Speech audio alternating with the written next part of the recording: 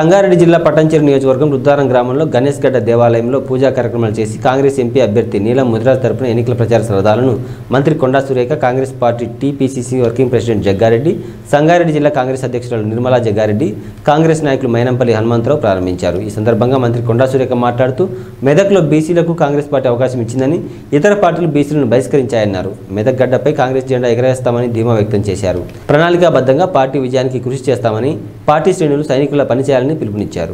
వాళ్ళందరినీ కూడా ఇన్వాల్వ్ చేస్తూ ప్రతి ఒక్క గడపను కూడా ఈరోజు కాంగ్రెస్ 6 గ్యారంటీలు ఏవైతే హామీ ఇచ్చిందో రేవంత్ రెడ్డి గారు అమలు చేశారో వాటిని ప్రజల్లోకి తీసుకెళ్లి మరి గత ప్రభుత్వంలో ఇక్కడ ఏ విధంగా నష్టపోయారు, ఏ విధంగా కష్టపడ్డారు, వాళ్ళ దౌర్జన్యాలు అయితేనేమి, దోపిడీలు అయితేనేమి, భూ కబ్జాలు అయితేనేమి, అక్రమ కేసులు అయితేనేమి, ఇవన్నీ పెట్టడం వల్ల ఈరోజు ఈ నియోజకవర్గంలో ప్రజలందరూ కూడా మరి ఎప్పుడు ఎలక్షన్స్ వస్తే మళ్ళీ కాంగ్రెస్ పార్టీని గెలిపిద్దామని చూస్తూ ఉన్నారు.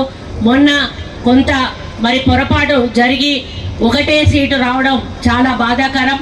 కానీ ఈసారి ఆ ఓడిపోయిన నియోజకవర్గాల్లో కూడా మెజారిటీ తీసుకొచ్చి మరి నీలం మధుగారిని అధిక మెజారిటీలో గెలిపించడానికి మేము నాయకులందరం కూడా కష్టపడి పనిచేస్తాం. ఒక నాయకులతోటే ఆ పని కాదు, గ్రౌండ్ లెవెల్లో కార్యకర్త రెస్పాన్సిబిలిటీ చాలా ముఖ్యం. కాబట్టి ప్రతి కార్యకర్త కూడా తానే ఎన్నికల్లో నిలబడుతున్నాననేటువంటి ఆలోచనతోటి పని చేస్తేనే ఈరోజు నీలం మధుగారిని మనం గెలిపించుకునే అవకాశం ఉంటుంది.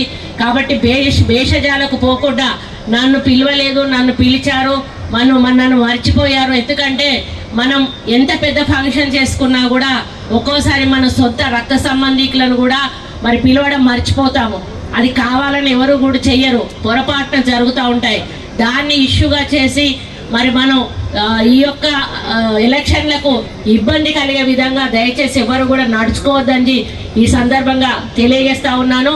మరి అదేవిధంగా కాంప్లైంట్స్ కూడా ఏమన్నా మీలో మీకు ఉంటే సమస్యలు కూర్చొని మాట్లాడుకొని పరిష్కరించుకోండి. కానీ అది బయట ఎట్టి పరిస్థితుల్లో కూడా ఎక్స్పోజ్ కాకుండా చూసుకోవాల్సిన బాధ్యత అందరి మీద ఉంది.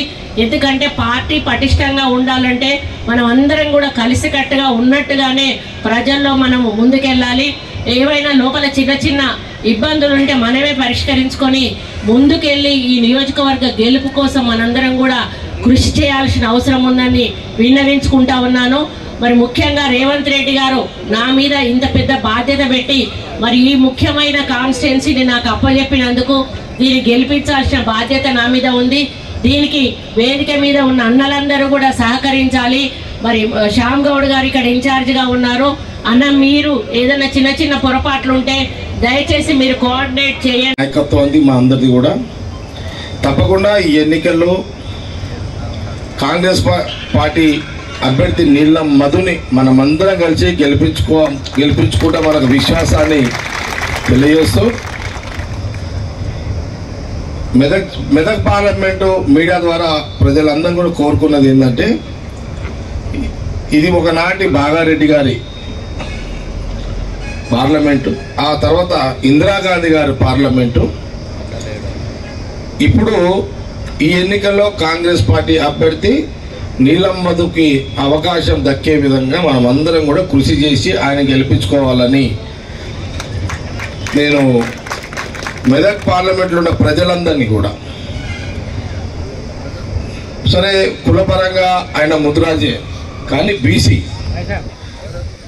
నేను మెదక్ పార్లమెంట్లో ఉన్న అందరి కులస్తులకు, యావత్ బీసీ కులస్తులందరూ కూడా కాంగ్రెస్ పార్టీ పక్షాన నేను మేమందరం కోరుతున్నాము.